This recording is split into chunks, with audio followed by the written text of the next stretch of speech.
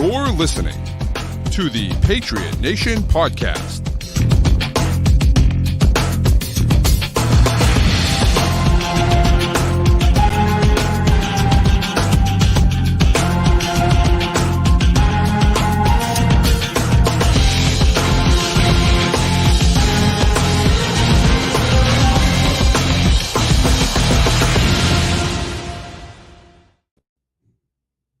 All right, welcome into another edition of the Patriot Nation podcast. It's your boy Pat Lane, as always, here with my guy Matt St. Jean.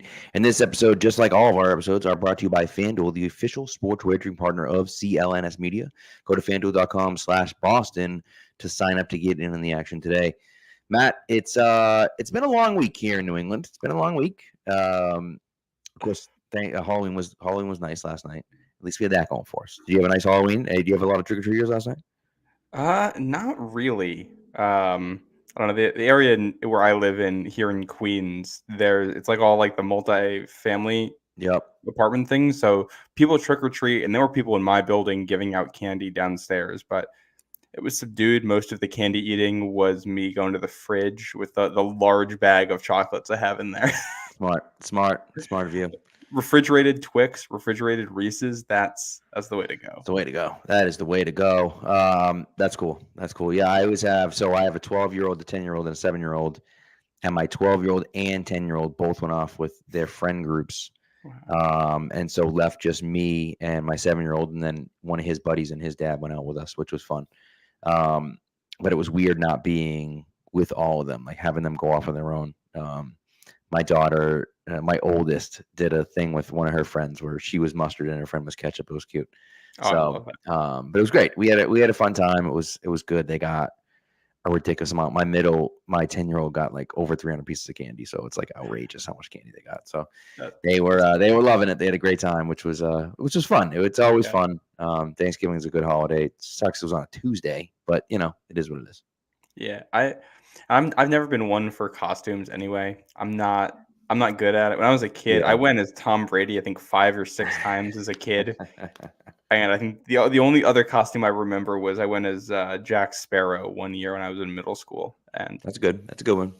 Those are the only ones I remember. I was never big on it either, man. I remember, so one year we went out and we did my buddy wanted to do Blue Man Group. So we bought like this latex, like this blue latex, and we're gonna like paint on ourselves. But he's like, oh yeah, we gotta shave first. So he shaved like an idiot and then put the latex on his face, and it was like burning because he had like little tiny nicks that you couldn't even see, but the latex was like going. It was horrifying. So we actually went in. We went in and borrowed some shoulder pads from the football team at the local high school, and then put like jerseys on or whatever, and walked out with jerseys. It was fun. It was silly, but it was fun. We went as like me and my buddy went to the thrift store one year and went as like 70s porn stars. That was fun. We had like I bought a wig and everything. I had like a purple vest over like a white shirt. That was a good one. That's probably my favorite outfit. But yeah, it was fun. Yeah, I like that. When I was in college, our whole house did my senior year. Our whole house did Pirates. So there were 11 of us all in the same pirate costume, and we wanted to do pictures around campus in it. So we were driving around in vans, all stuffed in with Pirates of the Caribbean theme blasting. So yeah, that's the last time I did something for Halloween. Really, that's not my. I'm ready for Thanksgiving. Give me family football and food. I'm down with that. Yeah, the kids. It's funny because like my buddy did the Three Little Pigs and the Big Bad Wolf, and so his oldest kid was the wolf, and then his younger son and him and his wife were like the pigs, and it was cute. But I'm like, we don't really do stuff like that, like me and my family and stuff. My wife doesn't like to dress up and whatever, so it's like, which is fine. And we also like, I feel like it sneaks up on us every year. All of a sudden, we're like, oh my god, it's like we're like 3 days before Halloween, and we're like, what are we gonna be? So, yeah, I haven't done much since that time, but what are you gonna do? So yeah, these days the scariest thing is looking at this Patriots roster. So that's all the fright I need this time of year. Yeah, no, you're right. You're right about that. So it is interesting that the trade deadline did occur on Halloween, and the Patriots did not make a move. Stayed home, as it were. Right, shut the lights off and stayed home. And I think it's good and bad, right? The Josh Uche report came out that Jacksonville, I think, was interested in Josh. Was it Jacksonville, right? That was interested in Josh Uche, but they got held up on a fifth or a fourth. And I'm like, a fifth or a fourth? So what? So two things. Number one, that tells me that nobody was really interested in Josh Uche, number one. And number two, that tells me that the Patriots were willing to move him for a fourth-round pick, which is surprising, which to me says that they're not going to re-sign him, because why would you trade a guy like that for a fourth-round pick? Right. It tells me that Jacksonville, why wouldn't you give up a fourth-round pick for a guy like that? It doesn't make any sense to me. And it tells it. Honestly, looking at that and the way the Chase Young thing unfolded, it seems like we got a lot of edge guys who are not interested in signing a deal at all right now and would like to hit the market. And because teams are not going to be, part of the appeal of trading for Josh Uche right now is that you get the chance to re-sign him before anybody else does. You can keep a young player locked up, star pass rusher if you'd like. And sounds like he's probably not that interested in signing a deal. And that goes for, what's his face? Chase Young. Look at the price Chase Young got for San Francisco. Yeah, he's not. He's hitting free agency, or he's getting a full market value deal from San Fran. Yeah. And Montez Sweat, too. I mean, Chicago gave up a lot for Montez Sweat with that high second-round pick. And it still doesn't look like they're signing him. I assumed they would, but then you hear about how the deal went down, where it sounds like they swooped in to outbid Atlanta at the last second. He had a deal ready to sign with Atlanta. So, I don't think there's a lot of it. The edge market is going to be awful this year. It's going to be like the guys we're talking about are the best guys available, and I think they know it, and they know they can get paid. I just simply don't understand. If you're the Bears and you suck, and the Bears unequivocally, they suck. They're not a good team. It's the second year in a row that you've done this. And I know that at a certain point, you have to say, we got to build around guys. I get that.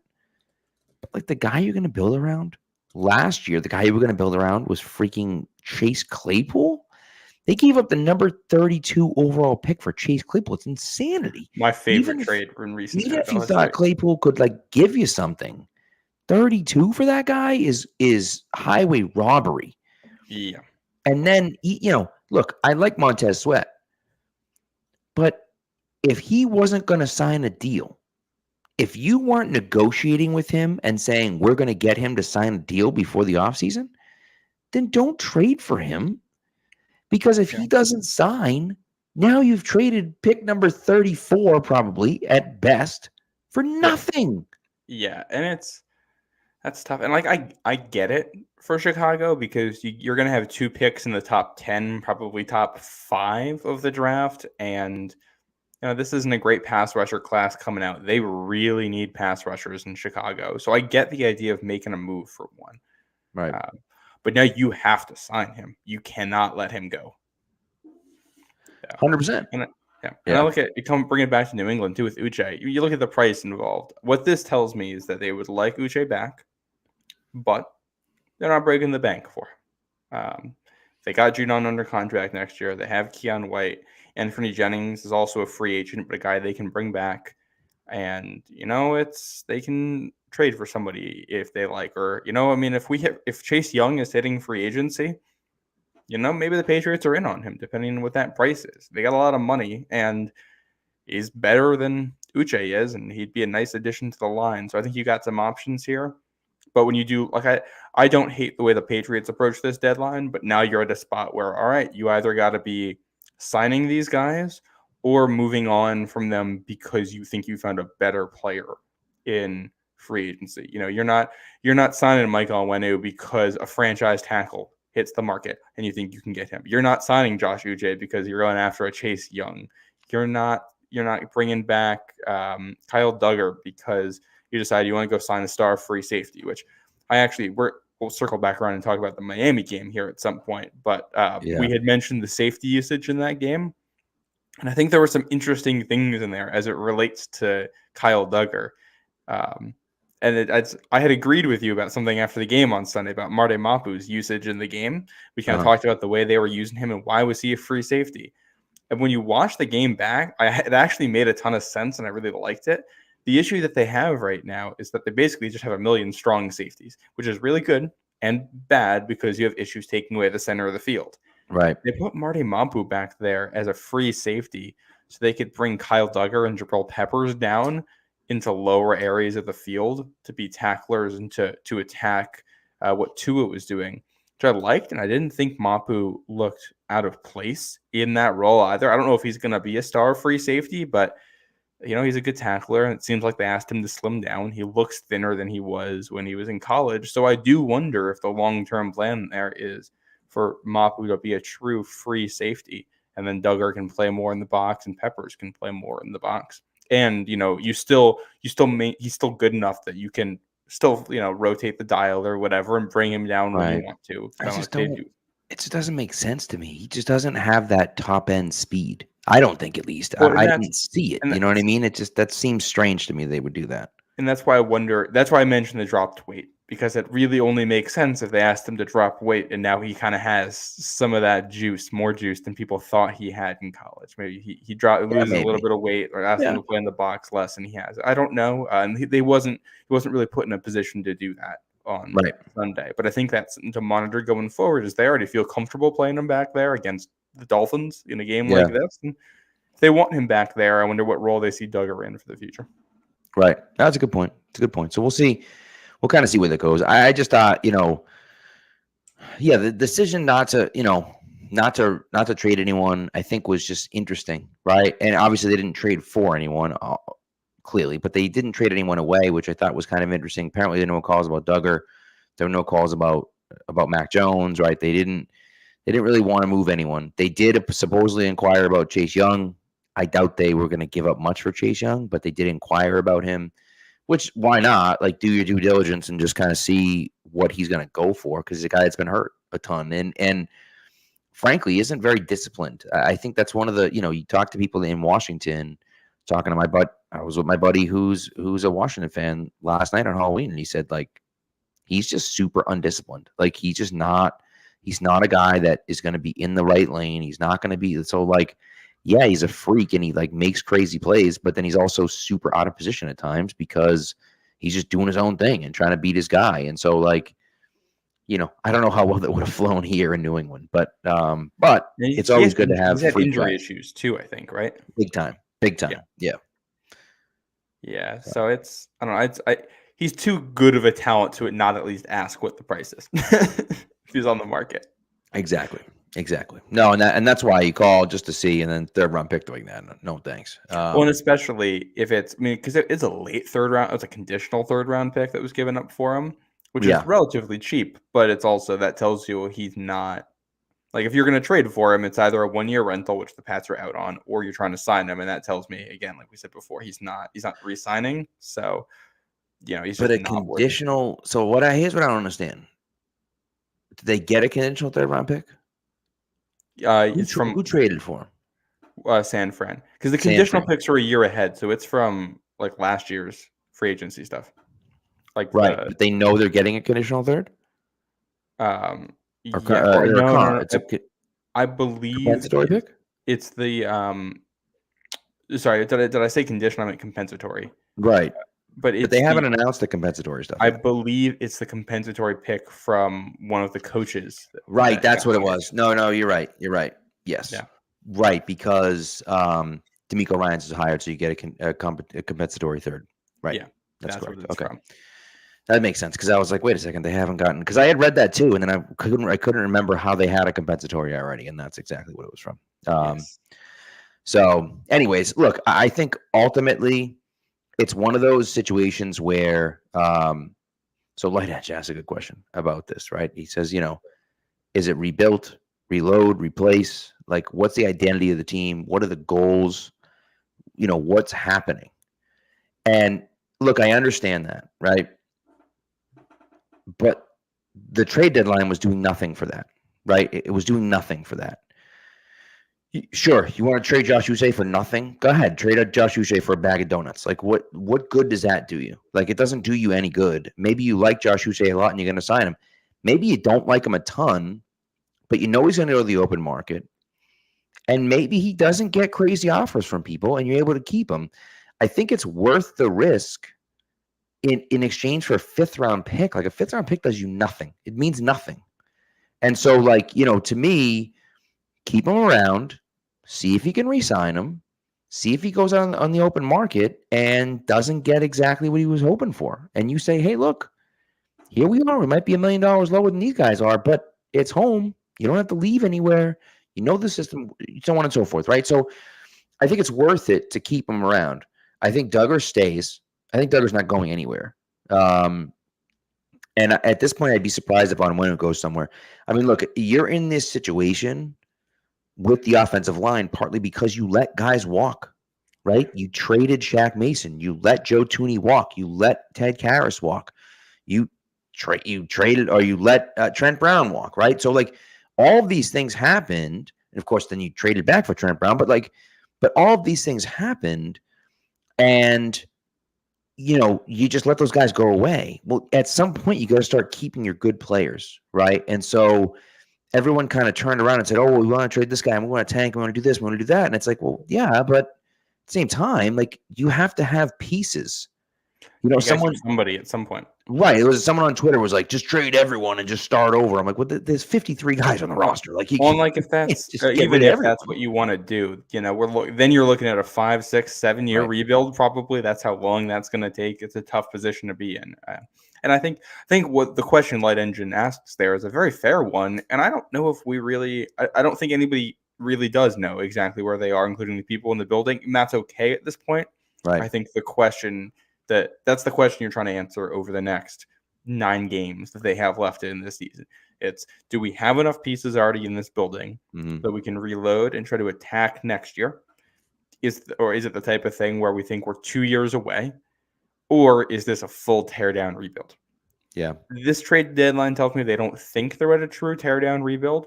That can change over the next 2 months here. Yep. And a lot of that is going to be, above Bill. If that's something Kraft's, Jonathan and Rob or Kraft's there, if that's what they want to do, then that's what's going to happen here, depending on what happens on the field. But I think that's the lens we got to watch the next 2-3 months. Through. Well, and yes, who wants to? I'm assuming that means who wants to resign in this mess, because there might be plenty that want to resign right now. Resign. I mean, that's kind of what you're trying to figure out. If they like Onwenu at tackle, that's a guy who you're gonna want to bring back because you need the offensive line. Same goes for Trent Brown at left tackle. I think if you're in a position where you don't want to bring either one of those guys back, you're far away from being a contender, because getting one tackle is hard. Getting 2 tackles, that takes time. That's not an easy proposition to get 2 tackles on your team. There's Duggar. Obviously, there's the big names. There's a guy like Hunter Henry. I mean, he's the type of guy where if you feel like you're within a year or 2 from being able to make a playoff push here, he's a guy you probably want back in the building. Kendrick Bourne, depending on what happens there. Some of those veterans, and it's the same on defense too. Trying to evaluate how good those players are, how close you are to contending, and then who fits your timeline. Because the flip side here is, if you don't think you're close, I mean, not only are you not re-signing guys, you're going to be trading away some of the guys on your roster. Correct. And the other part of it is this, right? This isn't the NBA. Like, this isn't the NBA where guys go and chase rings and try to create a super team. Like, that's not how it works in the NFL. There's so much parity in the NFL that if you're chasing rings, it's going to be a mess for you. And I know, sure, you can sign with Kansas City, you can go, sign with Buffalo, whatever. It doesn't happen very often. The majority of the free agents sign with whoever pays them the most amount of money, whoever puts them in the best situation for themselves. Yeah. They don't really care about the team performance. And so, yes, there's a lot of they're on the team, but of course, right? But like once there's a lot of moving pieces, and I get it. But like, to say that now, listen, if Belichick leaves and you get a first-time head coach in here and whatever, maybe they don't believe in that, like, then there's a possibility. But there's still a lot of guys in the league that are like, I would play for the Patriots. I would play for Bill Belichick. Like you know what I mean? Like there's still a lot of people like that, right? And yes, players follow Brady to Tampa. That's true. But like players like Rob Gronkowski, who has publicly said many times that he'll only play football for Tom Brady and that's it. Well, and it's also there's like if you are at the very, very, very top and you're an obvious Super Bowl contender in a tight window, right? Those are teams where you're going to get some advantageous free agent signings. Other than that, though, it's basically the same when it comes to signing guys. It's going to be 100%. Who gives me the best role and who gives me the most money. Well, I mean, and not just that, we're 2 years removed here, not even from the spending spree, or is it we're over 2 years removed from that. Yeah, from the spending spree they went on in free agency, and yeah, it's because you go to free agency and you spend on the best players out there. That was kind of their strategy, and right, it takes money to get guys in, but that's not just New England that's doing that. That's 28 teams that have to be the highest bidder to get a guy. Well, that's the thing. Number 2 or number 3. Yeah, remember now, if you're one of the top teams, you don't have a ton of of cap space. You don't. So if I'm signing with Kansas City to try to win a ring, I'm taking a discount to do that. Mm-hmm. I'm taking less money to go somewhere and try to win. And in the NBA, that's fine because all the guarantees are there. In the NFL, you can't do that in the NFL. Guys don't do that in the NFL. Now, Tom Brady took a little bit of a pay cut because he's Tom Brady. He was able to still make a lot of money and get paid less on the salary cap. Like, it's a little bit different. Yes, he wasn't Peyton Manning getting paid an astronomical amount. It didn't matter for him because he said, well, I don't have to take all that money because they can put it elsewhere, towards the defense and towards this and towards that, right? And so, of course, everyone will tell you that backfired on him and didn't work. He won 6 Super Bowls with it, but I mean, I'm sure it backfired on him. But it's one of those things where like he didn't have to take all that money. But if you're a guy that's a top, top 10 player your position, you can't afford to not take the best money, right? So that's the hard thing, right? Is that it's one of those things where it's like, yeah, you can sign those guys. I don't know. It's just in free agency, it doesn't matter. Like the team performance in free agency simply doesn't matter for 90% of the guys. Yeah. And it's the guys who are usually taking discounts are older players, guys late in the career looking for a ring because they already made their money. And those aren't the guys the Patriots are really interested in at this point anyway. Like that's Leonard Fournette. They had to pay market value for Darrelle Revis back in the day. Like they had to set the market for Darrelle Revis back in the day to get that done at the peak of their Super Bowl window. That's how it goes. So I'm not worried about them getting players here. Maybe if there's a new coach, but also if there's a new coach, a chance for fresh impression and a new start for guys, and that's appealing too. So I don't. Depends if they buy into what the new coach is selling, right? That's the biggest thing. And how do you some feel will and some won't, and you hope enough will that you're good. And I mean, the other thing with this is when you hit free agency, you're always looking for value there. One of the best contracts the Pats had in 2021 was Kendrick Bourne, a guy who they got because he was like wide receiver 4 in San Francisco, and he was able to get a bigger role in New England. And if your team is not that good, you can promise or give opportunities for starting roles for guys who might not get that opportunity elsewhere. And if those guys end up being good bets, that's how you can win in free agency. Go back to like Mike Vrabel back in the day, the way they got him. Like some of those value guys get an opportunity and they break out and become more than anybody thought they'd be. That's how you win in that area. Yeah, true.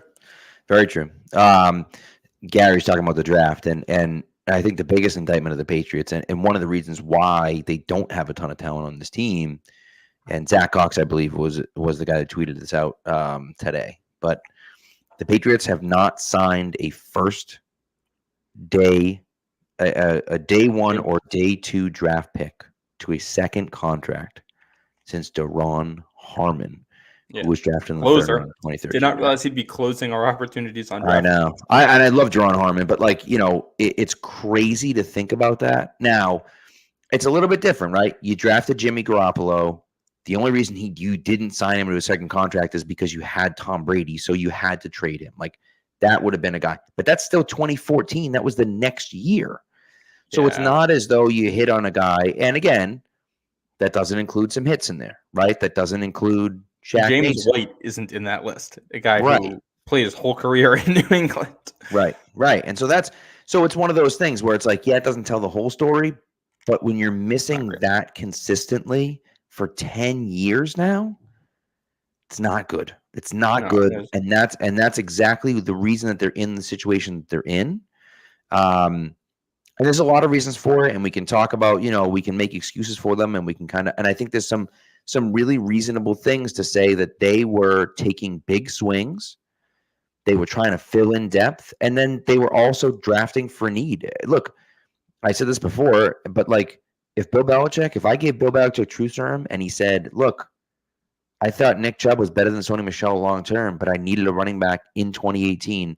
Sony Michel was the guy. I knew if I had a running back, I'd win the Super Bowl, and they won the Super Bowl with Sony Michel. Now, he wasn't good the rest of his career because of injuries, but I don't care. If Belichick drafted him to win a Super Bowl and they won a Super Bowl, then mission accomplished. Well, sure, it wasn't a great pick, but it is what it is, Well, and the other thing, Michel was the guy with less wear than Chubb coming out of that Georgia backfield, and the guy who had upside as a 3-down back in a way Chubb really doesn't in the passing game. And you can't foresee that he's going to get really bad knee issues 2 years in and completely lose his acceleration. You go to a guy like Isaiah Wynn, who was really good when he played and got really bad injury issues, and now isn't even a tackle anymore in the NFL.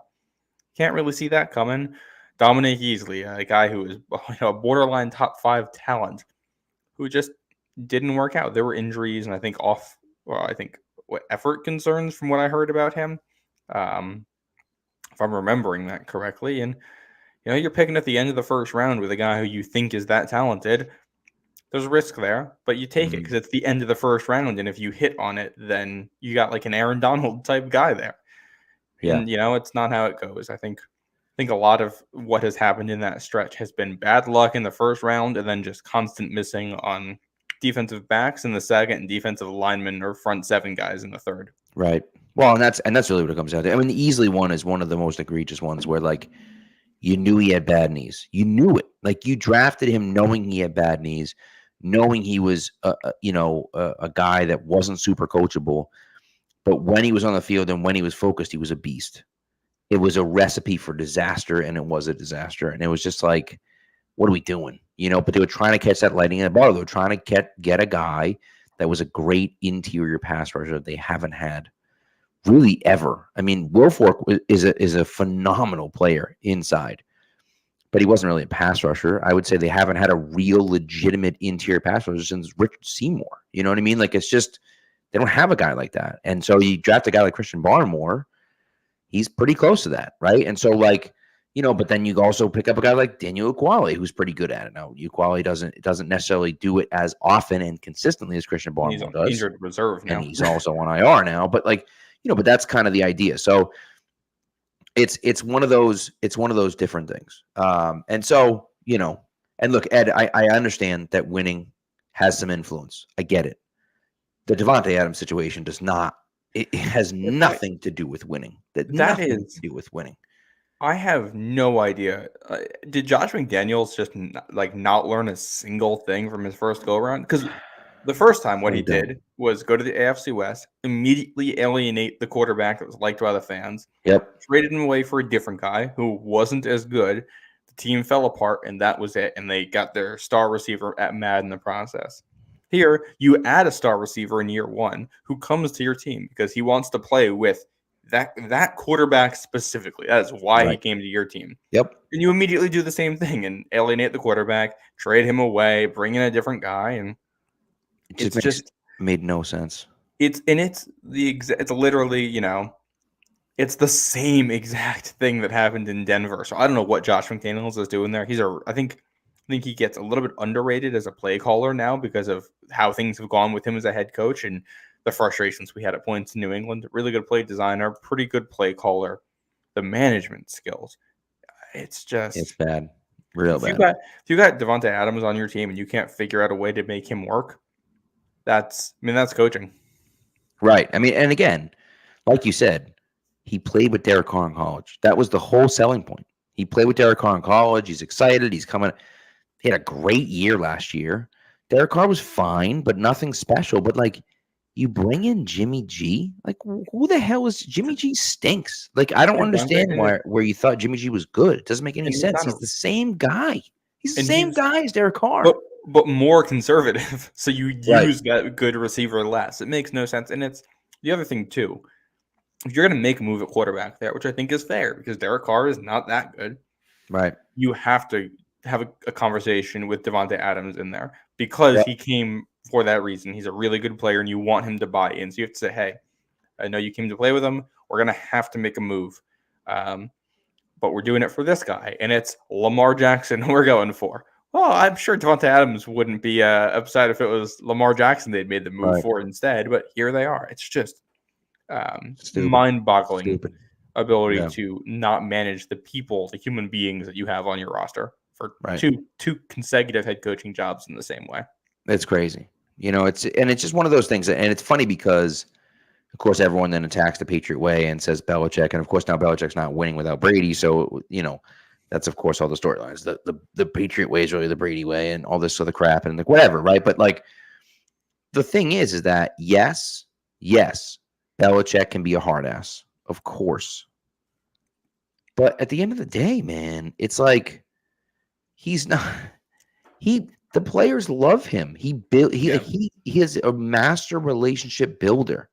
Everyone that plays with him outside of a few random people, right? Like he's the one, right? And there's probably Asante Samuel too doesn't like him either. But like there's a few guys that have played for him that don't like him. Beyond that, everyone else likes and respects him. Everyone. James Harrison came in. I was like, I wanted to hate these guys, man. And Brady and Belichick were awesome. Like, what am I going to do? You know what I mean? Like, and so it's one of those things as a guy that's played against him his whole career and wanted to hate them so bad. And he came in and was like, whoa, these guys are like really down to earth and like interesting and cool. And like, it's building those relationships is not easy. Building a culture where it's challenging and they push you to be your best at all times and they try to keep you on edge all the time, but also where you're appreciated and loved and you can have fun with them. That's not an easy balance, right? It's a hard line to toe, right? And you got to win as part of it, too. Well, that's part of it. If you don't win, then people don't buy in, Yeah. And winning cares a lot. Look at the Seahawks in 2013 and 2014 and all the drama that's come out since then. Yeah. It worked when they were all together. When they were all on the same team and they were winning, it worked and they were able to make it happen. And so it's just it's hard. It's hard. It's a hard situation. But again, I think Josh McDaniels, it was surprising it happened so early. It was really shocking that it happened in the middle of the night. Like that was stupid that it happened in the middle of the night. But I just thought like it's silly. Like he deserved it. He 100% deserved to be fired. And they were going to do it at the end of the year. Adams was super like your star receiver who you're paying a ton of money to is pissed off. The entire world can see he's pissed off. And Mark Davis is sitting here fuming, saying, F this, dude. Like, get this coach the hell out of here. Put the rookie quarterback in. Because, to me, the last straw to me was when Jimmy G gets hurt and you start freaking Brian Hoyer instead of Aiden O'Connell. And it's like, what are we doing? Like, I get it. I understand. Like, but Brian Hoyer stinks. We know Brian Hoyer stinks. Like, put the rookie in who's looked good at times. It's just stupid. Yeah, it was. But when Hoyer came in and immediately looked better than Jimmy G, too. Right. When they played New England. It's just not good, man. And the other thing is, if you're going to fire him immediately after that game and then trade Davante Adams because he doesn't want to be there. And get back what you can for him. I think that the contract thing makes it difficult, but my theory going back to the offseason too was that Davante Adams should have been in Detroit. I thought that made perfect sense for all. I also thought if Tom Brady didn't retire, that he'd end up in Detroit. I know that would all work out together, which didn't happen. But still, but you know what though? The other part of it too for me is that it's a situation for me that is supposedly one person said they didn't even answer the phones yesterday during the trade deadline. Yeah. Right? Like they didn't even answer the phones because why would you? You're getting fired in the next few weeks. Mm-hmm. Why are you trading it? Why am I helping out the next guy? Screw that, dude. And it's a shitty thing to do. But you're right. The game ends. See you later, dude. You're fired. And then tomorrow we can handle, tomorrow someone else can deal with this, right? And so I really think, I wonder, I don't know, but I wonder, like, if he was going to fire him at the end of the year, and then Josh basically, like, knew he was getting fired at the end of the year and was like, dude, screw you, man. I'm not trading anyone. I'm not doing anything. And Mark Davis is like, all right, that's it. Like, see you later. The flip side is they watched what happened in that football game and said, we just got to pull this now. And while figuring it out, they're like, we're not doing anything at the deadline. Right. Maybe. Until we figure out what's going on here. So I don't know. But anyways, so all right, let's hit a break. And then we'll come back. I know you had one thing you wanted to talk about the Dolphins game. Yeah. I do want to talk about Belichick just a little bit. And then I got an observation about the Dolphins in that game that will relate back to New England and kind of, I think, strategy going forward and evaluating what they have now. All right. So here comes a break, and then we'll go from there. Snap into the action this NFL season with FanDuel, America's #1 sportsbook. Right now, new customers get $200 in bonus bets guaranteed when you place a $5 bet. That's $200 in bonus bets, win or lose. If you've been thinking about joining FanDuel, there's no better time to get in on the action. The app is so easy to use. There's a wide range of betting options, including spreads, player props, over-unders, and more. So visit FanDuel.com/Boston and kick off the NFL season. FanDuel, official partner of the NFL. Ages 21 and up and present, Massachusetts. Hope is here. First online, real money wager only. $10 first deposit required. Bonus issued as non-withdrawable bonus bets that expire 7 days after receipt. Restrictions apply. See terms at sportsbook.fanduel.com. Gamblinghelplinema.org or call 800-327-5050 for 24/7 support. Play it smart from the start. GameSenseMA.com or call 1-800-GAM-1234.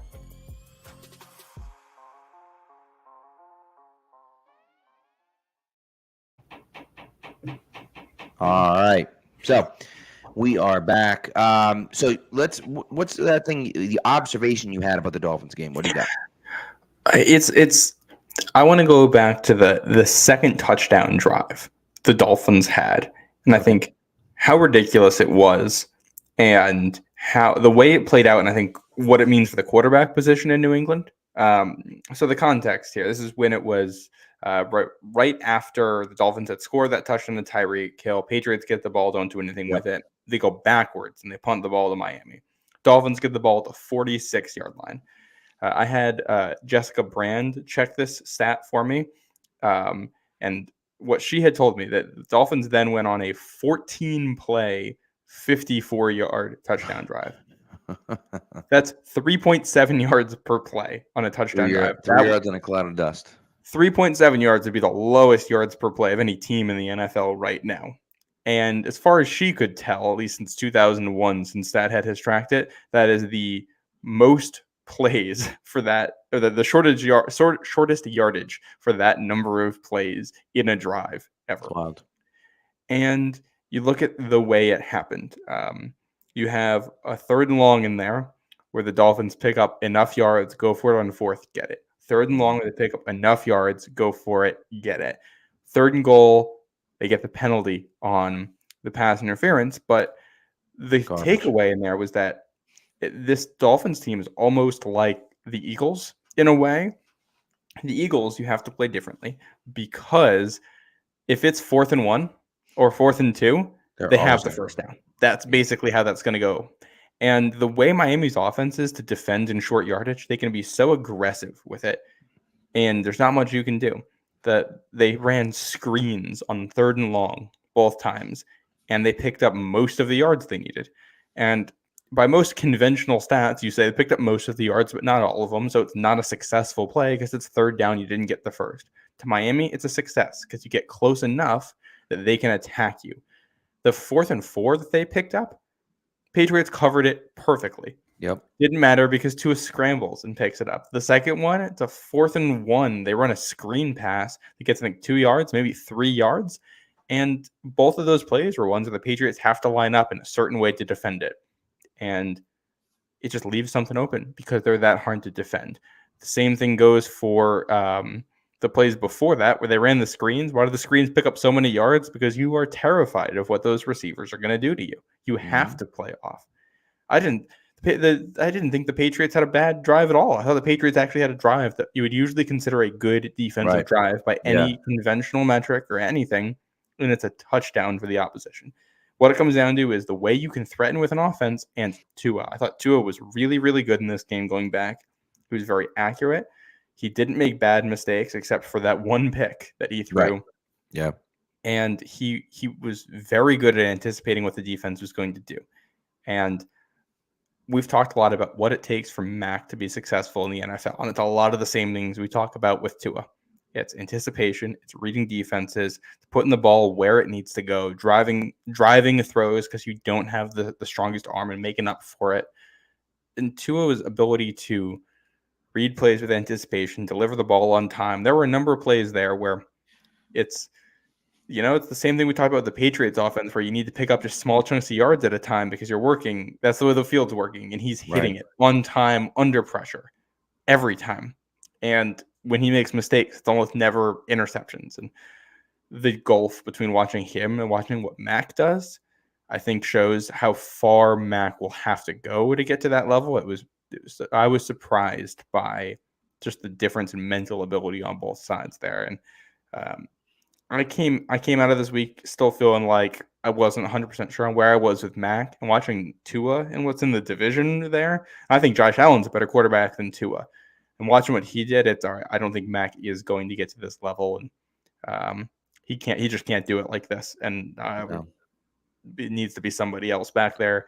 Maybe not next year, but if we're going to win Super Bowls again, it's going to be with a different quarterback. 100%. And look, I think ultimately what it comes down to with Mac Jones is that, the Patriots they thought that he'd be able to win with his mind. They thought that he'd be able to outsmart people before the snap, pre-snap, post-snap, things like that. He hasn't done it. He did it a little bit his rookie year. He did it well for a rookie his rookie year. He hasn't done it since, right? And I get it. I understand he had a bad offensive line. I understand. I get it. He had a bad offensive line. You know who else has a bad offensive line? Tua. Yeah. You know who else has a bad offensive line? Josh Allen. You know who else is a bad offensive line? Zach Wilson. These guys have – Zach Wilson is playing better than Mac Jones right now. Zach a lot of bad offensive Wilson. Yeah, and it's watching Tua – the way Tua was stepping into throws with his line was different. Because then you go back and you watch the next Patriots possession, the one before, and they're calling plays where there's guys open and Mac's not seeing it, and he should be seeing it. And part of the reason he's not seeing it is because he's not stepping up into pockets that are there. And that's kind of – it's the thing we've talked about with Mac for a while now, and I don't know exactly what caused it. Maybe it is the offensive line that's given him PTSD, and that's it, and he's broken. But I don't see it getting fixed anytime soon. He's not stepping it up into pockets. He's not reading out the field. Right. We talked about it for the Miami game. We talked about it for the Vegas game. We talked about it all season long, and he's just not. The process isn't working there. He's not playing like a smart quarterback when he's on the field. There was a play where they could have gotten a 15, 20, 25-yard play to Pop Douglas, and instead he's not stepping up into the pocket. He's not finishing his progression. He's throwing an incompletion. And that was right before that Miami drive. And just watching the way that happened. Right. Well, you compare it. How about the one with Devontae Parker? He's getting Parker open for a touchdown on a slant, and he just doesn't throw it to him, right? He has Devontae Parker open for a first down where he takes a sack, and he's looking at Ramondre Stevenson running a route against Jalen Ramsey. Like, what are we doing, dude? He's just staring down Ramondre, doesn't even look across the middle for a wide open Devontae Parker. And it's just that's the type of stuff for me where I don't get it, right? I don't get it. And I know Ed obviously is a big Mac Jones guy. I get it. I understand. People want to like Mac Jones. People, want to defend Mac Jones. I don't want to have to go look for another quarterback because that's hard. Right. But he's not the guy. He just simply is not the guy. Not this version of him. If he, maybe he turns over a new leaf and shows all of this for the rest of the season. I doubt it, but if he does, I'll change my opinion on him. Well, right. But we've seen a lot of Mac Jones looking like this, and some of this was happening in his rookie year when he had a good offensive line and some decent weapons around him and a good play caller and all that. Right. And in 2021, they treated him like a rookie. They didn't open up the total offense. They treated him like a rookie. 2022, they didn't. This year, they didn't. everyone asked, like, why did Bailey Zappi look so different than Mac Jones? The reason why Bailey Zappi looked different than Mac Jones is because they let him run the offense as if he was a rookie quarterback. And they also said, played. You're throwing to this guy. Don't throw it to anyone else. Don't even look at that guy. Just throw to this guy. They played the Lions and the Browns too, right? Both of which were ranked as the worst defense in the NFL the week that they faced them. That helps, right? And so like that helps too. But it's just one of those things where it's like, yeah, they treated him like a rookie. Anytime you've treated Mac Jones as anything other than a rookie, he's looked like crap. I mean, like at some point, we're gonna have to sit here and say we can talk about the offensive line, and we can talk about the weapons, and we can talk about last year it was because Matty P was here. And now this year it's because of the weapons. Well, now wait a second. What weapons did he have in 2021 that he doesn't have this year? Aren't his weapons? I would argue his weapons this year are better than the weapons he had in 2021. So so that's the thing about that, right? And and look, here's the problem, right? And I think this segues nicely into what I want to talk about next, and that's Bill Belichick. Is that the issue that I have, and the thing that sucks about this is that the haters, the Bill Belichick haters, the people that have hated Bill Belichick since he got here because he doesn't talk to the media and he's not happy with the media and all this bullshit, those people are going to win, right? Mm-hmm. Because they're going to sit here and say Belichick sucked without Brady and he was never good and he was blah, blah, blah, and all that crap, right? And I honestly, what I want to have happen, I want Bill Belichick to go somewhere else and win a Super Bowl somewhere else. Just so I can say, you morons, this is what you had, right? Yeah. And so that's the situation. So, but anyways. And I think based on how the defense has played, I think like the fact that they gave up 31 points to Miami, I think had a lot more to do with how good Miami is than any issues on the Patriots defense, except for personnel with guys being hurt. You could see the difference in the talent there that was apparent, because I thought the Patriots probably played about as many good plays on defense as the Dolphins had on offense, but the explosive plays were kind of the difference, and it was those two blown coverages on touchdowns that did it. Right. And Patriots only had one on kind of a blown coverage with Kendrick Bourne there, but no, Belichick still has it. I don't know exactly how good he is in this modern NFL, but that doesn't change anything about his legacy, because when it was the modern NFL in 2001, what it looked like that year, he was really good. And it was the modern NFL with the K-gun offense and the Bills, he had a defensive game plan so good they got him in the Hall of Fame. I mean, it's not right. Every season's a new puzzle. Every season's a new game here, trying to figure out what the strategies are in the NFL. And I think he's gotten slightly behind the times with a quarterback who just isn't that good right now. A quarterback who isn't that good is like the thing that gets coaches fired. That's got to be the number one thing that gets a coach fired in the NFL, is having a quarterback that isn't that good. Yeah. The one thing that I think you can criticize Bill the most for is not having a super progressive offensive coach come through his tree. So that's one of the things for me where I can look at it and say, you should have brought someone in from the outside. You should have brought someone, maybe not necessarily McVay, right? But like somebody like a Sean McVay, their coaching tree, some like dumpy assistant coach, and just bring this guy in as an offensive assistant, right? And let him work his way up into offensive coordinator, and like let it go from there, because you held on to Josh McDaniels forever, and then he left. And then instead of bringing in some young hotshot, you brought in Matty P, and that was a disaster. And then when Matty P didn't work out, you brought back Bill O'Brien.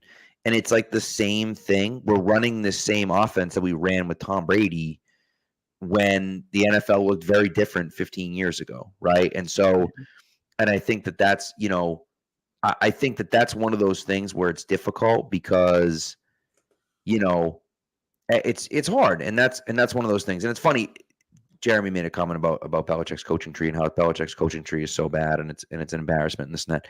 Go take a look. Just out of curiosity, go take a look at the 1993 and 1994 and 1995 Cleveland Browns. Just take a look. Just peruse. I think you'll recognize some of the that names. Coaching tree. You might recognize every freaking one of them. So it becomes a situation where it's like, yeah, the guys, he was so good in New England, and he was so good in New England because he did things a certain way.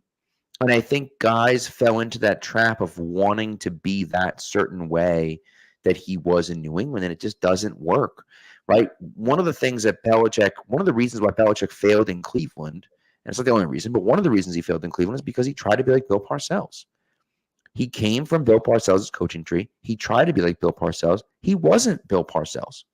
When it wasn't working, then he got fired. And he realized that, and he said, I'm going to grow from that, and I'm going to not be Bill Belichick, Bill Parcells. I'm going to be Bill Belichick, right? And he's done that. And I think that for whatever reason, his coaching tree hasn't figured that out yet. And I don't know why, but they haven't. Well, he also failed in Cleveland because they announced during the season that the team was getting moved. That's also true. Yeah. Right. I don't know. We've been doing the whole coaching tree discussion with Belichick since like 2005 with Charlie Weiss and Romeo Crennel, and it's like, it's 2023. I'm not that interested in it at this point. These guys are their own human beings who are going to live and die off of their own abilities as head coach, and how well Josh McDaniels does when he becomes a head coach has no bearing on how good Bill Belichick was. Like, Bill Belichick's job is to win football games, and he's been very, very good at that for a very long time now. And I don't think what his assistants went on to do later has any real bearing here on how he should be judged in his regard of his ability to win football games. I don't think it's interesting. We're looking towards the future and who they might hire next. If they want to bring in McDaniels as a head coach, please no. But I just don't. I don't find it that compelling a discussion at this point. We've been doing it for like 20 years in New England. Right. It becomes a situation where you want to ask those questions, and it just, whatever, dude. It just is what it is, and that's fine. And it doesn't matter. Like, people hate Belichick and have hated Belichick for years for a multitude of reasons, right? He's this and he's that, and I don't like him, and fine, that's okay. It's okay for you to hate Belichick, right? It's all right. You're wrong.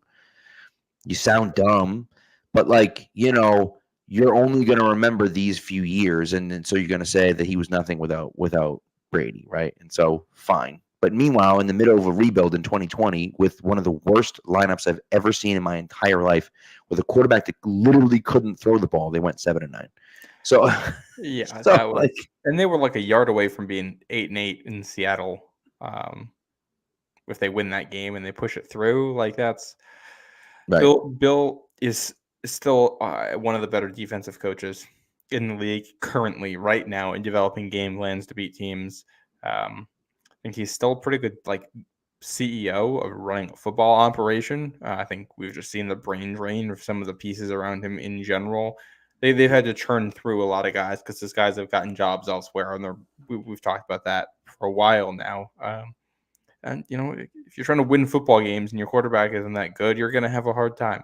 And they haven't gotten good quarterback play since Tom Brady left, and I don't think that's really a surprise here. Right, and that's and ultimately what it comes down to. And again, we got to understand too. I'm not giving a pass to anyone.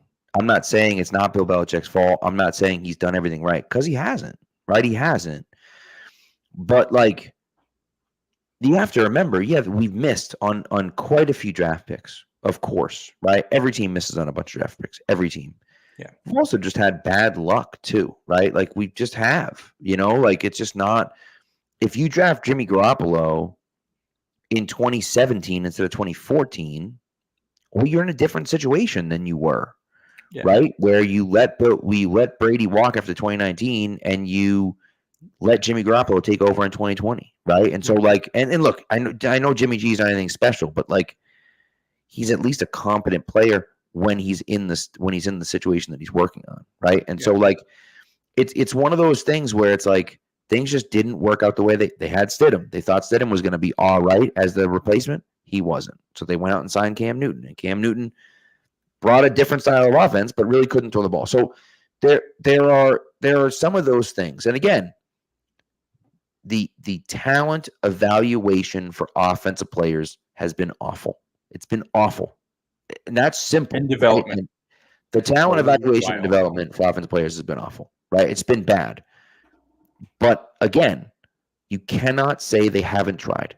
They tried and they failed over and over again, right? Yeah. They've devoted more assets to the offense side of the football. And by the way, it's not that close. They've devoted way more assets to the offensive side of the football than they have to the defense side of the football. Especially when you're including cap space and some of the spending they've done. Cap space and trades and all that other stuff. Like, come on, it's not close. Going back to the Bill thing too. So when we're talking about the legacy of Bill, which some people like to bring up, what's happened the last couple of years is a blip compared to the best 20-year run any franchise has ever had. Right. Now, when it comes to there's the Florio report that he insisted was not a report, that was just something that somebody else had told him so ridiculous. He was hearing. Which, if you can't even say that it's a report, I don't really think I'm going to take it seriously. But at least a reporter is saying that some people are talking about the idea that Bill might get traded to Washington. And what I'll say, well, I'm not going to take what Florio says on it seriously just because he's not taking it seriously in the way he's saying it. What I will say is I think it makes some sense. Bill Belichick is still good at what he does. If the Patriots are looking to move on, getting draft capital back for a coach is an awesome thing. And I think one of the things, when you look at some of the teams that are successful, they kind of get a break when it comes to draft capital at some point along the line. Miami right now, why do they have Tyreek Hill? Because they were awful that one year. They got a top pick, and the Niners gave them a whole draft haul to come up, and they turned those picks into really good players by trading with them.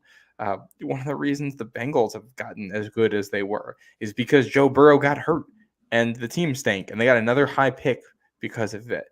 Things like that, where teams just kind of get lucky and end up with something in the draft. The Eagles have had a bunch of picks because the Saints keep trading with them and giving them extra first rounders in there.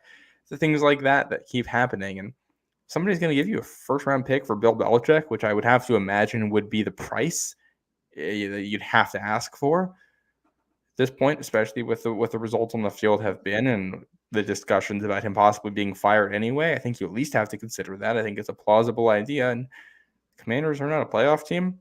I mean, you're looking at having 2 top 15 picks in the draft, with one of them probably being top 5, depending on what happens with New England here. But I mean, it could be 2 top 10 picks. It could be a top 5 and a top 15. I don't know exactly where it would break down, but that would be hard to pass up on. And that kind of infusion of young talent that you could get with that would be huge. Well, the one thing, and look, I don't know. First of all, Floor is a dummy, but like, what I will say is that what he said that made sense, that I agreed with, and I said it as soon as I saw the report. I said it. Bill Belichick did not leak his contract details. He did not leak his contract details. Those details were leaked by the Crafts. That's what they were leaked by, was by the Crafts. Okay. They leaked that for to me, it was because this is our guy and we're supporting him. And I know people are talking about firing him, but we're not. But what Florio said, and I thought that made sense too, was that we do support him, and also we're not firing him. So what that means is that if you want him, you're going to have to come get him. And so, look, maybe they will do that. Maybe they won't do that. Maybe it'll be Washington. Maybe it won't. Maybe it'll be Chicago. Maybe it'll be because Eberflus is 100% getting fired. Chicago's going to have 2 probably top 5 picks. Now, if you're Chicago and you offered the Patriots, instead of giving them a first-round pick in 2024, if you have to offer them you don't have your second-round pick anymore, but a third-round pick in 2024 and a first-round pick in 2025, well, now I'd be okay with that still, right? And so the thing is that I just think for the Patriots, moving on for Bill Belichick may not be the worst idea. And if you're able to get a high draft pick for it, it makes a lot of sense. Now, look, at the end of the day, it comes down to, can you hit on your draft picks? The New York Jets have sucked forever. Why? Because they always miss on their draft picks. They just keep missing on their draft picks, and their coaching sucks. But like, if you continuously miss on your draft picks, you're never going to have good players, right? It starts with the draft. And so, like, the Patriots are going to have to turn it around and hit on some draft picks. It's going to have to happen, right? Which they did this year. Yeah, and they did. And so, and I would say that they did last year as well. Now, I understand that. I get it, right? I understand that maybe, whatever. You don't love the top of the draft, right? I don't love Tyquan Thornton either. Cole Strange is fine, but maybe not great. Okay. But it's one of those situations with the Patriots where I think you get Jack Jones, you get Marcus Jones, you got guys that could help out last year. Now, you didn't hit on all of those guys, but you hit on enough that you're like, okay, I feel pretty good about what they got last year. This year, again, like you said, Christian Gonzalez is a home run. I know he's hurt this year, but like, my God, that guy's a stud.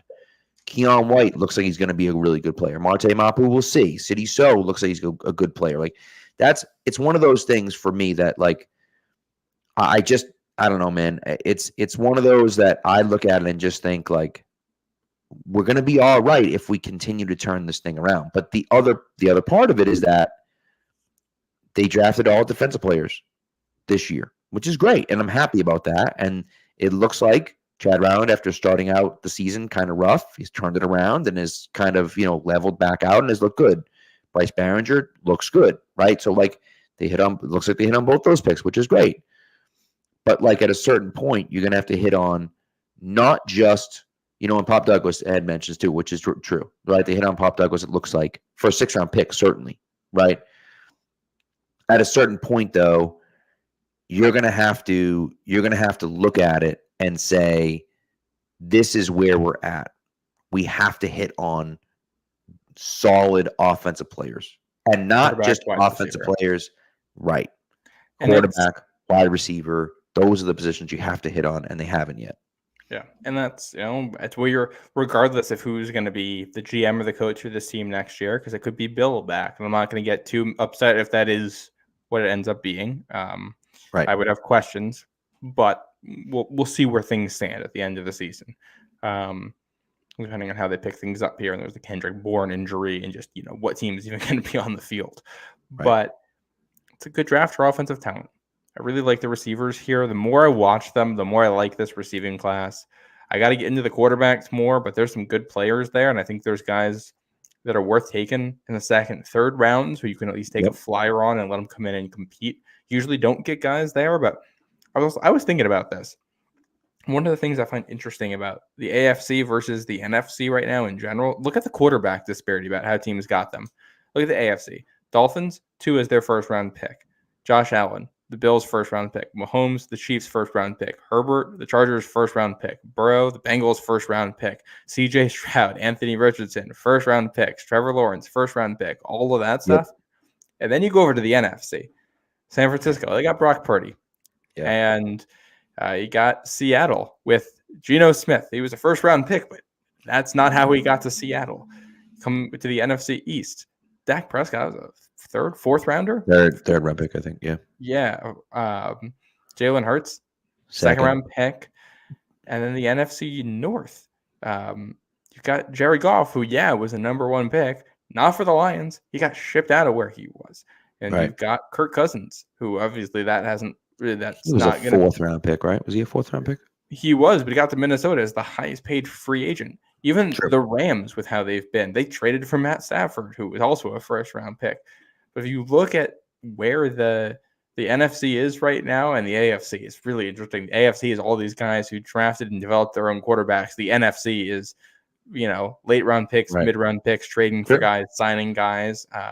And I think that goes to show that there are multiple ways to skin this cat. And also, unless the Patriots are picking the top of the draft with an elite talent there, they might not be, picking a guy who's going to be able to fight with the AFC teams the way that those guys are drafting quarterbacks. So if you want to beat them, you might have to do things a little bit differently. Yeah. So we'll be able to talk, I think, more specifically about the draft as we get closer, as we learn more about the prospects, as we learn more about where the Patriots sit. Schedule gets easier here. Washington on Sunday. We didn't talk about the game here. I think it's very winnable. I don't think Washington's a very good team. I think their defense is atrocious. Down the 2 best pass rushers with nobody good in the secondary. So Patriots, I think, can win this game. And I don't know. I don't know how many games the Patriots are going to win with how hurt they are. I think they The should biggest, win yeah, some. the biggest thing for me is that Washington made it pretty clear they're going to tank. They traded their really what I think is their two best players. Yeah. And then you can make an argument Terry McLaurin is better, is whatever. But you get the idea. The two of their best defensive players they just traded for draft picks, straight up for draft picks. And so that is a challenge, right? But I see the thing for me is that what scares me is that typically when you think teams are going to tank, they actually turn around and play really well for a week or two, and then they look like terrible. So that's one of those things for me that that's what worries me. By the way, Jerry's asking about Devontae Adams. Devontae Adams, you're not going to be available until the offseason, and I would think that that he's not going to be what's it called? What am I trying to say? I don't think he's going to be traded because you're going to get a new coach. New coach isn't going to want to deal him unless he's such a malcontent that you don't have to. Well, and I think, and I wouldn't, if the Patriots were a playoff team this year, I wouldn't mind trading for Devontae Adams. I think that'd be a great move because you're giving up the 25th pick for Devontae Adams for a team that was just a playoff team. That's not where they are. If they're picking top 10, you're probably not going to draft Devontae Adams there because it's very hard to get a player that good. But I think you can draft a guy who's a very good wide receiver prospect who you're not going to have to pay the money that Devontae Adams has. And I think that is and who's, in theory, you can re-sign and keep around. And that one player is a big part of your passing game for a decade plus. And I think that is kind of what you're going for. And I like the idea. I don't hate the idea of trading for Devontae Adams. I think if you're trading for a guy, it's going to be a Justin Jefferson because he doesn't want to re-sign in Minnesota, or a Brandon Ayuk because he doesn't want to re-sign in San Francisco. If you're making a trade, I think you're going for that tier of player. Yeah, 100%. And that's one of those things for me that when you start looking at, and I understand, right? I do get it where you sit there and say well, yes, but it's Devontae Adams, right? He's a great player. And that is definitely true. But for instance, the Patriots traded for Brandon Cooks in 2017, right? They traded a first-round pick for Brandon Cooks. They only had him for 1 year, and then they ended up trading him back for a first-round pick. They traded it to New Orleans. It was the 32 pick. It was 32nd pick overall that they traded to New Orleans, right? New Orleans ended up drafting Ryan Ramczyk there, who is a fine player. Not a great player, but a fine player. Mm-hmm. But that's a situation where if you really needed a wide receiver, you draft a wide receiver in that situation. The interesting thing is Juju was taken in the second round that year. But it's one of those situations. Cooper Kupp gets drafted in the third round that year, right? So, Curtis Samuel got drafted a few, pick number 40. So there are guys that could have been had if you really needed a wide receiver. And and maybe they didn't love the wide receiver class. 2017 wasn't great, but the idea is that you're drafting a guy to help your team in the long run. Drafting Brandon Cooks helped for 1 year because you're trying to win a Super Bowl, and it got you the Super Bowl, and you end up losing because Brandon Cooks got hurt in that Super Bowl. Not only because Brandon Cooks got hurt in the Super Bowl, obviously, the existence of Jordan Richards, right? Partly because of that, and yes, Jordan Richards and Johnson Badmosi was playing corner for you, right? But the idea was that you trade for Brandon Cooks because you're trying to compete for a Super Bowl. You don't do that this year because you're not competing for anything right now. You're trying to build this team with young players and build around those players. Well, and I think that's the other thing, too. If we come down the back stretch here and Mac turns a corner and you think you can win with him, and the offensive line turns a corner and we think we have a line that you can do, then maybe you're in a different spot. But, that's where we're going to see where they're at. I like you bringing up some of the second and third round receivers too, because I think there's a lot of depth in this year's receiver draft class, and they need offensive weapons. They need wide receivers. In theory, they should just go with the best wide receiver on the board wherever they pick and go from there. That said, they need offensive line help. They might need quarterback. They need a lot. you look at this draft, and there's a world where you can say, all right, you go offensive tackle in the first, wide receiver in the second, quarterback in the third, or you're going to go wide receiver in the first, quarterback in the second, wide receiver in the third, or whatever. I think you want to double dip in the first couple of days with receivers with some of the guys who could be available, and we'll see how they look here. But there's a lot of talent, and a lot of ways to approach this draft where I think you can get your offensive talent. Not necessarily just in the top 5 or the top 10, but top 50, top 100. I think you can get star receivers in that spot. Justin Jefferson, the guy we're talking about here, Brandon Ayuk, both guys who lasted well into the first round. I think Ayuk was a high second rounder, if I'm remembering correctly. Yeah, he was. Yep. Yeah, T. Higgins, second rounder, I think. Yep. So yeah, first pick in the second round, but yes, still counts. Yeah, there's you can obviously mentioned Cooper Kupp. You can get receivers at a number of spots in the draft. So you got to draft it high, but I think the key is drafting multiple. Use 2 of your top 100 picks on receivers. Correct. Well, and that's like in 2022, the Patriots spent a second round pick on a wide receiver, and they just drafted the wrong one. Now again, we've been over this, right? I don't know if George Pickens was on their list. He probably wasn't on their list, but don't you think the Patriots wide receiver room would look a little bit different if George Pickens was the number 1 wide receiver instead of Tyquan Thornton? You know what I mean? Nice. If they had drafted George Pickens last year instead of Tyquan Thornton, the wide receiver room would look a little different, right? So that's part of it where you sit there and say they could have done that, right? They could have, instead of drafting Cole Strange, drafted a guy like Christian Watson who went 34th overall, right? You could have done those things. So who hasn't done much for Green Bay at this point either. He has not. And so, but still, it's one of those things. And so, look, maybe Booty turns it around and he looks great by the end of the year. Maybe Demario Douglas is the guy that you want him to be. But at the end of the day, the rest of your wide receiving core isn't great, right? Yeah. You need weapons on offense. You have good players on defense already. Retain those guys. Look, I wanted Sidy Sow to be a tackle. I think they drafted him to be a tackle. If you feel comfortable with Mike Onwenu at right tackle and you like Sidy Sow at right guard, I don't think there's anything wrong with saying we're going to re-sign Mike Onwenu and we're going to leave him at tackle and we're going to leave Sidy Sow at guard, even though we think he has some potential to play tackle because he's been really good at guard. And if that's the situation, then you leave him there, and it is what it is, So I don't know, but that's what I'm thinking. The offensive line too. I mean, you're in a spot right now. It can still go a lot of ways. You might go into next year needing 3 or 4 new starters, and you might go into next year needing no new starters, depending on what happens over the next 2 months. Correct. Yep. I think what you want to see. And obviously, you got guys hitting free agency, but I mean, if you can retain them and keep them, you might be able to just bring back the offensive line if it looks good. And I think it looks better now than it has. Question is, can it go from better to genuinely good? I think that is the next step. And, that's going to be internal development of these guys. So and Strange, do they get better? Does Onwenu adjust to being a tackle? I think those are your big questions. Right. Right. And we'll see. And I think in an ideal world as a Patriots fan, they will probably lose every game from here on out except for the Jets one, because I'd like to beat the Jets.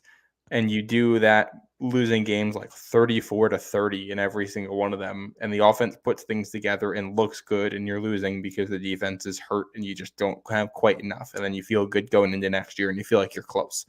That's what you like to see. It's probably not what's going to happen, but I don't know. That's not TJ in the chat saying it's upset that we're giving up on this year and everybody's giving up on this year. Man, I don't want to, but you're down your best receiver, your best pass rusher, your best corner, your only explosive playmaker in special teams. I don't think there's a lot of teams that could withstand losing all of those guys and would still be good teams, and certainly not the Patriots. For this Patriots team to win, it was going to take a lot of cohesion from the guys at the top, and all of their playmakers playing well at the same time. And those playmakers are hurt right now. This team didn't have depth. We knew it didn't have depth. We thought this was a mediocre team that could play like a good team by playing together and putting together the pieces. And right now the pieces are scattered on the floor. Yep. So, all right, let's move into the end of the show. By the way, congratulations to the Texas Rangers who won the World Series 5-0 today. Arizona had a no-hitter going for a while. I think all the way into the 7th inning, and then blew that. Diamondbacks had an error in the 8th too, which spurred a whole Ranger, or it might have been the 9th. Ninth, it was the 9th, yeah, because they scored 4 in the 9th, yeah. Yeah, that spurred a whole run there that kind of sealed it. So congrats to the Rangers. Texas has won, which is wild, dude. Texas has won 11 straight postseason road games, which is insane to think about. Yeah, impressive stuff. But yeah, 11 straight postseason road wins, and they are the official new World Series champions. So congratulations to the Texas Rangers. Okay, let's get into prop bets. We'll get into our prop bets for this week. You want me to do my college game first, or do you want to do? Oh yeah, let's do the college game first, and then we'll do the prop bets. Sure. We'll keep this quick because we're looking at draft season. We're looking ahead for college games, and I think there's an easy one to highlight on your calendars for this Saturday, 7:30 p.m. Eastern on ABC. Number 5 Washington at number 20 USC. It's a high-powered Washington offense. A lot of receivers over there. Those are the guys you're going to want to watch. They got 3 guys that are going to get drafted who are all very good, including Rome Odunze in the first round and Michael Penix, the quarterback. Yep. And USC's got Caleb Williams, who's a bona fide top 5 pick, top 2 quarterback in this draft, and a guy with really, really high potential who's played up and down the last couple of weeks. So we'll see if he can rebound from some of that. And, it's very possible that some guys on offense for one of these 2 teams, possibly the quarterbacks, are going to be in New England in just a couple of months. So that's Washington at USC. It's a good one. That's a good one. Michael Penix. Hey, they draft maybe the lefty quarterback work for Miami. Maybe it'll work for New England. You never know. Maybe. I wonder if Connor Stallions is going to be in attendance for that game. Ooh, Connor Stallions. Have you seen this whole thing, Pat? Yeah. It's this Michigan thing is ridiculous. It's my favorite story. It's so stupid. Like, it's so stupid. And I understand that, like, it's illegal, and it's like what, but like I could do it and then send it into the Patriots. Like, what? Like, you're filming. Like, I understand. Now it seems like the guy was in disguise on the sideline at like a Central Michigan game, wearing like the Ray-Bans with the camera in them or whatever, recording things, which is just like that's just funny. Yeah, it's so ridiculous. We'll see. I'm a Michigan fan too, so we'll see what happens there. Yeah. But so wild stuff. Anyways, all right. So let's so we'll go to the prop bets. Prop bets, by the way, for those of you that are late to the party here, the loser of the prop bets is going to run at some point in the offseason the Patriots conditioning test, Patriots offensive lineman conditioning test. Last week, your boy climbed back, baby. 2-0 last week for me. 0-2 for you last week. So I am 4-12 on the season, and you are now 6-10. So it hasn't been a good year so far. It's been a rough year in the betting world for us. But nevertheless. So I'm going to go first, and you can go. I think slam dunk. This is a slam dunk home run, and for plus money, by the way. I'm going to go Miami Dolphins first half winner. Okay? Plus 110, which isn't plus much, but it's plus something. Here's why. Here's why I'm going Miami Dolphins first half winner. Because for these international games, there's a big time change. I knew you were going time change. Throws you all off whack, right? Miami went to Germany like on Monday. Kansas City is flying to Germany tomorrow night, Thursday night. They're not getting in till Friday. They're going to be all screwed up, and they might end up winning the game, but I think the beginning of the game, Miami's going to be more fresh. They're going to be ready to go. They're going to be acclimated to the time change, and so I think Miami's going to be ready to go, and Kansas City is not going to be ready to go. So I'm going Miami Dolphins first half winner Sunday morning. I like it. Do you want to give your other one too, and then I'll give mine?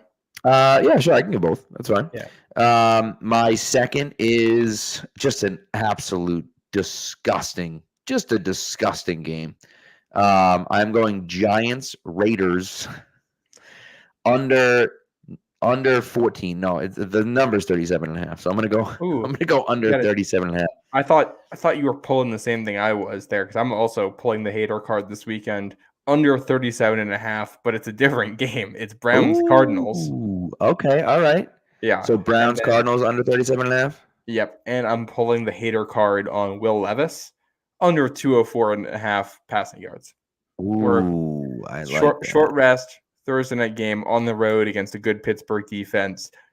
And I think he was more up and down than the highlights showed in his first game. I think it's going to come crashing back down to earth Thursday night. He's going to have a rough one. All right. What's the number? 209? 204.5. 204.5. Hey. I'll tell you what, that I almost went. It's so funny because I almost went against Will Levis just because of that. Yeah. Right? Just because of that. Yeah. But it's so cool. Gary asked if Taylor is going to Germany. Taylor, I doubt, is going to Germany. I can't imagine he is. But my parents will be there. That's kind of exciting. My parents are over there right now. So go say hi to them. Look at that. Appreciate the kind words here, Pinga. Said never gave the guys a chance before. Lane and St. Jean are very good and level-headed. Respect. I appreciate that after the comment. High compliment. That's what we try to bring. That we were the lowest. Well, he started off by saying we were the lowest tier of Patriot supporters. So we've changed his mind, which is nice. Yeah. Well, there's a lot of hysteria in Patriots talk radio and Boston talk radio, and we're here to tone that down. We're your Patriots therapist telling you why everything isn't necessarily falling apart. Things aren't good, but they're not as bad as people are telling you they are. Yeah, what we're saying. We'll play it level. We'll play it level. Although it's looking for a quarterback in the draft is not where you want to be, and that might be where they are. But we're okay. We're okay. Yeah. We'll go after the games on Sunday and throw in the Super Bowl DVD and be okay. Right, exactly. Yeah, remember the good times. So, anyways, all right. So that's that.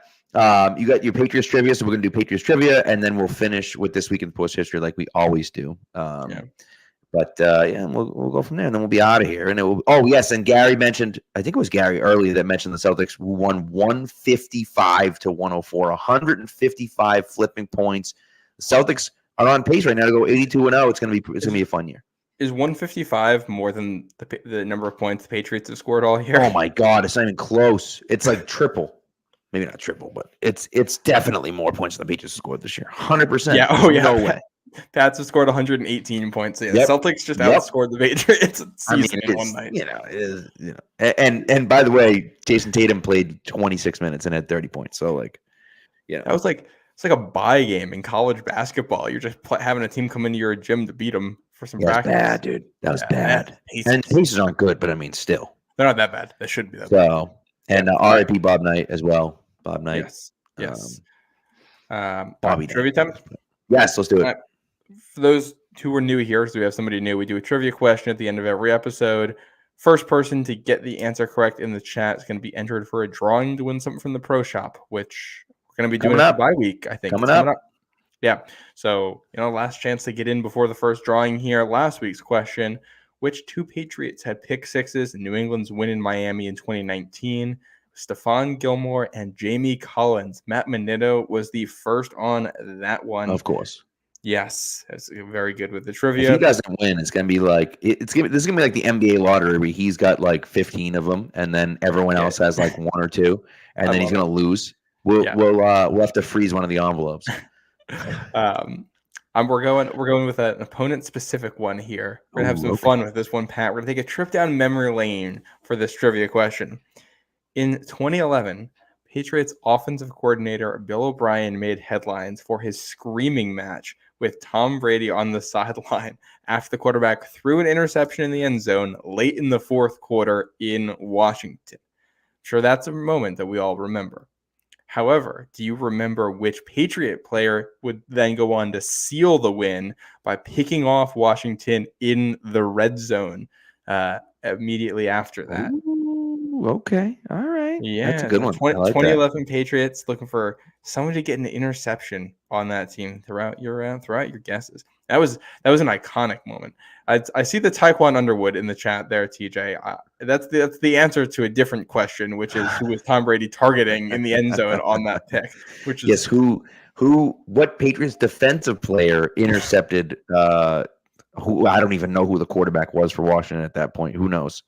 One of the terrible quarterbacks. No way. Rex Grossman was still around then? No way. Hold on. I have the it was Rex Grossman in one of my tabs, I'm sure.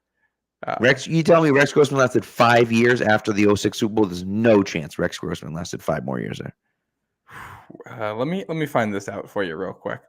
I got it. I thought I had the box score open. Still, I didn't. So I got to find it. Oh, wait. Washington. What an idiot. Yes.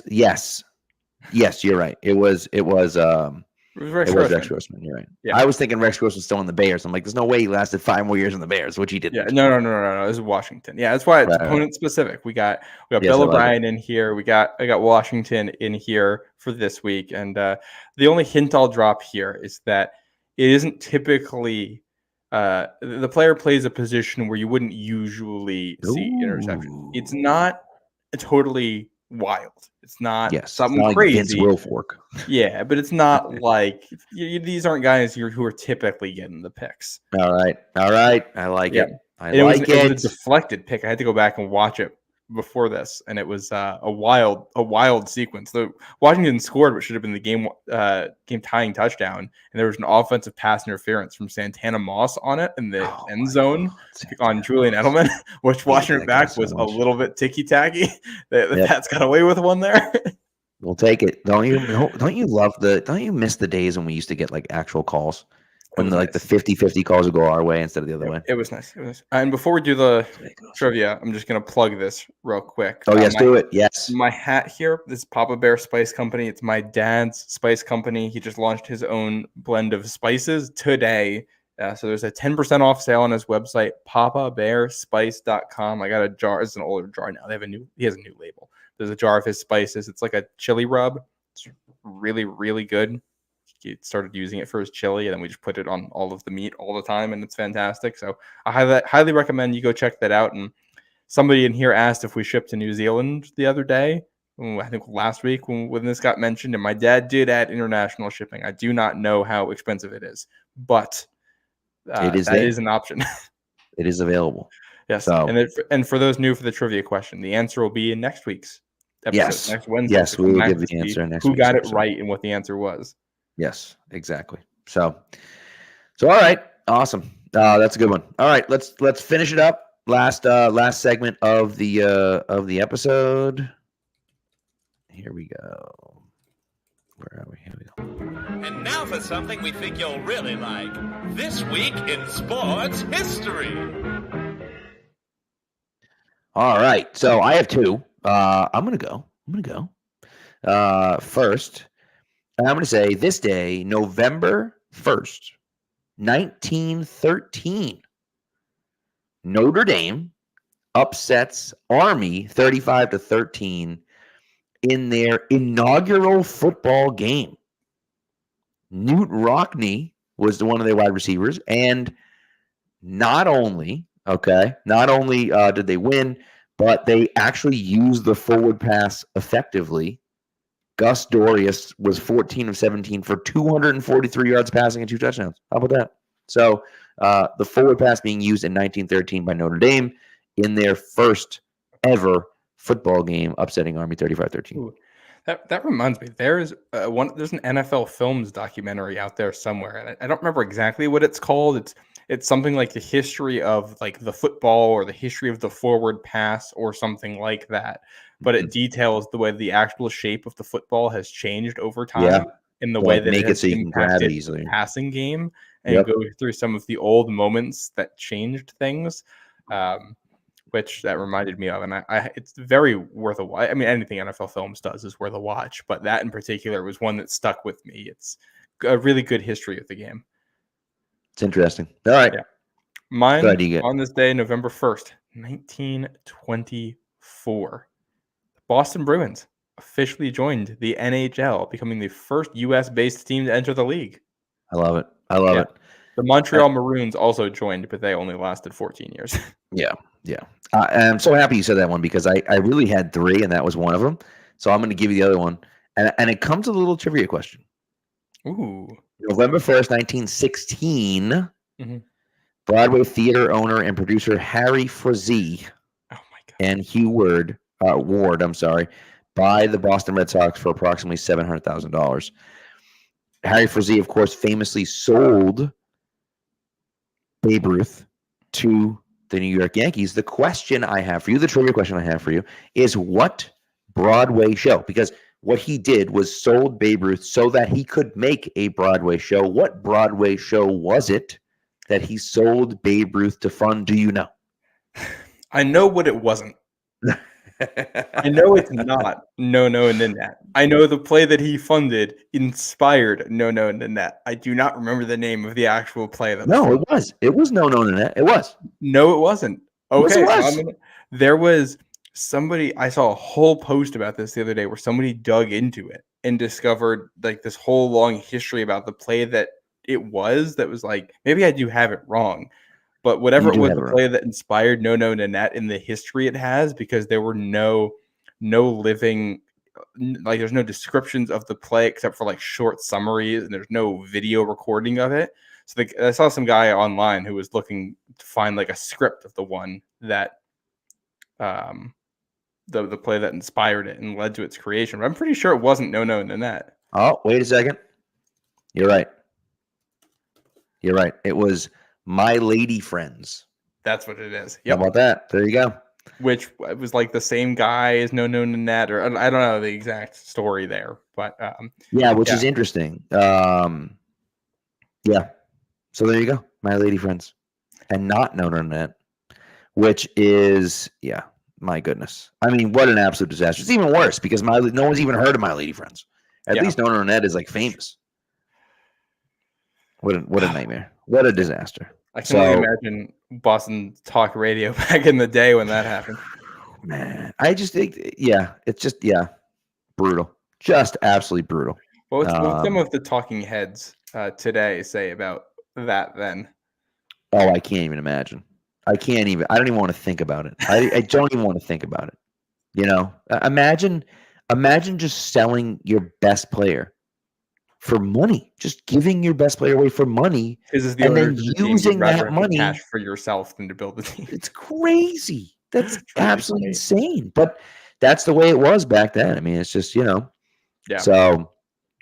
but what are you gonna do? So, anyways, that's what we got for you today. Pretty good show. I like that.